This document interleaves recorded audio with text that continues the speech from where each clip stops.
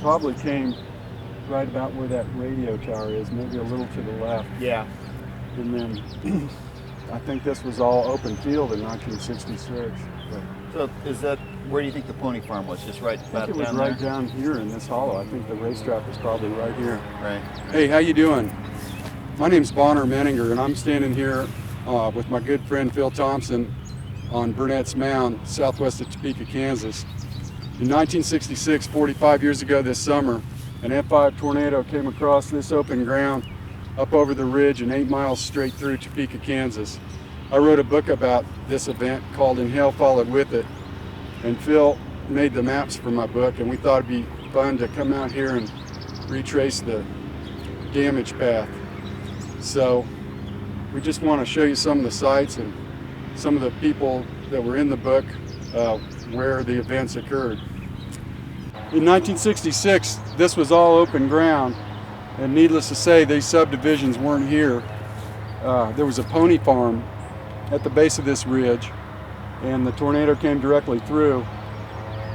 The spotters that gave warning to the city of Topeka that allowed people to take cover before the tornado came in were right on this ridge, and basically this is what they were looking at. John Meinholt was the first to see it, Rick Douglas, WREN disc jockey, and Dave Hathaway, Topeka Police Patrolman. They were the ones that got the word out and helped save so many lives, and this is where they were looking that fateful day.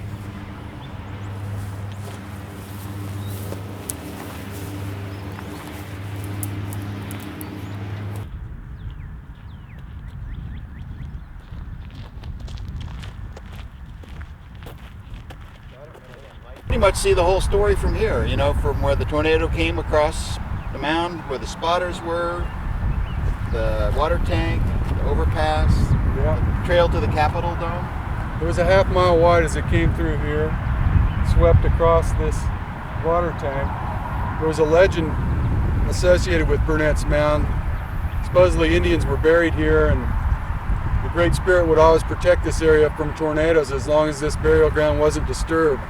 However, in 1960, the city of Topeka built this 5 million gallon water tank on the shoulder of Burnett's Mound. In the process, irrevocably altered its appearance and dug up a lot of dirt. I don't know if they found bones or not, but anyway, the tornado came right on through, right over the top, just like it wanted to, you know, make a statement, I guess. Anyway, that underpass is where spotter Rick Douglas and Dave Hathaway took shelter. They got up under there as the tornado came barreling across the interstate and fortunately survived. So what do they say now about hiding underneath an underpass? I don't think that's such a good idea anymore, right? Not a good idea.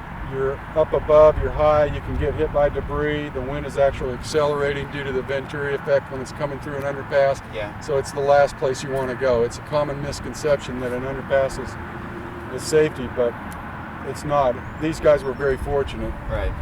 And that's where Rick Douglas, the REN radio DJ guy, was hiding, and he got actually picked up, sucked out from underneath there and dropped. He did. He didn't make it to the top of the hill. He was grabbed by the tornado and carried about 100 yards to the north, and we can go down and check that out. And you got, like, I think pictures of him coming into the hospital after that. He was all caked with mud and stuff, wasn't he? Amazing. He was pulling twigs and rocks out of his skin for 5 years after that. Yeah, it's some set of pictures. Capitol building's over there. The tornado went straight this way, right through downtown, which is 4 miles from here, and then another 4 miles to the edge of the city. So it really, literally bisected the city from southwest to northeast. What do you think that is over here? That's that church over by Jardine. You think? Yeah. Yeah, that's our old stomping grounds, Bill. Yeah. Actually, I don't recognize that at all.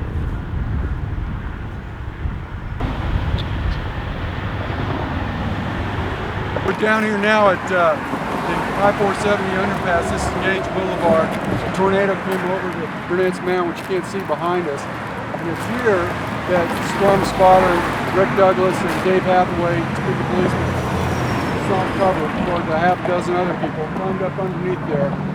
And unfortunately, Douglas was trying to hold on to this bridge pillar to get up there, he lost his footing. The wind carried him about 100 yards in that direction. He said that, this is crazy, Phil. He said he looked up and he finally stopped moving and saw a 59 Pontiac Bonneville slowly rotating with its doors flapping like the wings of a gull. This must have been crazy. Yeah, he said it was a sight to behold.